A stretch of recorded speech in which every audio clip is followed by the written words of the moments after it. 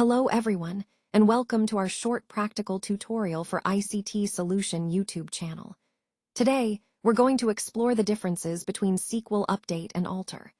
In this session, I'll introduce the key concepts, compare their uses, and help you understand when and how to apply each one.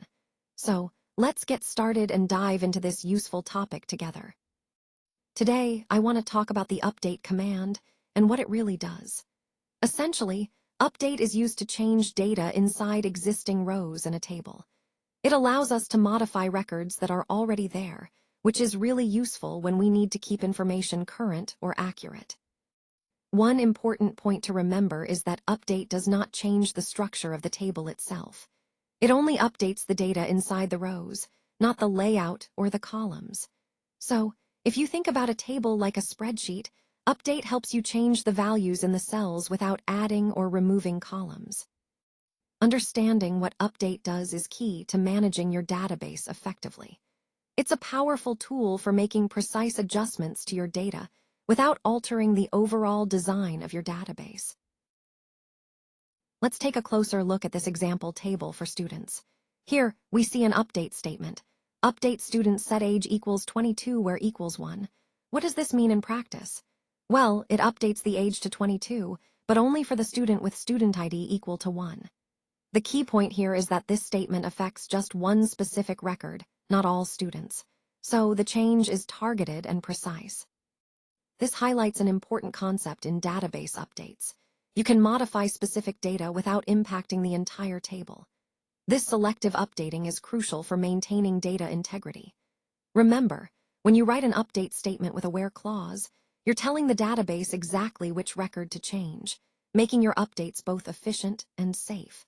This example ties into our overall theme of understanding how to control data modifications effectively. Now, let's talk about ALTER. ALTER is a command that changes the structure of a table. It's used when you need to add new columns, modify existing ones, or remove columns that are no longer needed. It's important to remember, though, that ALTER does not directly change the data inside the rows themselves. Instead, it focuses on the table's design. Think of ALTER as a way to update the blueprint of your database, making sure it fits your current needs. This is a key concept, because understanding how to modify table structures without affecting the data is crucial for maintaining data integrity and flexibility in your database management. Now, let's look at how we can add a new column to an existing table. In this case, we're adding an email column to the students table. The command we use is alter table students add email varchar 100.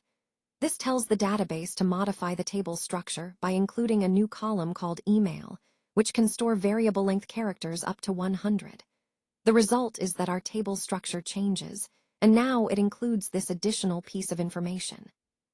This is a practical example of how alter table can be used to update our database schema without disrupting existing data.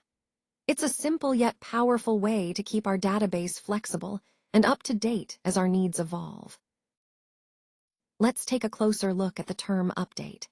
When we say update, we're talking about changing data values within existing tables. For example, if we want to change an employee's salary, we use update to modify that specific value without altering the structure of the table itself. Now, on the other hand, we have alter. Alter is all about changing the structure of the table. This could mean adding new columns, modifying existing ones, or even deleting columns. For instance, if we decide to add a new column for employee bonuses, we would use alter to make that structural change. Understanding the difference between update and alter is crucial because they serve different purposes. Update is about changing data, while alter is about changing the table's design. Recognizing this helps us manage our databases more effectively and ensures we're making the right changes in the right context. When performing updates, it's crucial to always use where with update. This helps ensure that you're only modifying the specific records you intend to, avoiding accidental changes to the entire table. Also, before making any alter changes to your database, always remember to back up your database first.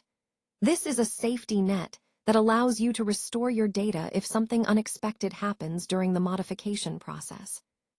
It's also a good practice to test your commands in a development environment before running them on your production database. This way, you can catch any issues early and prevent potential data loss or downtime.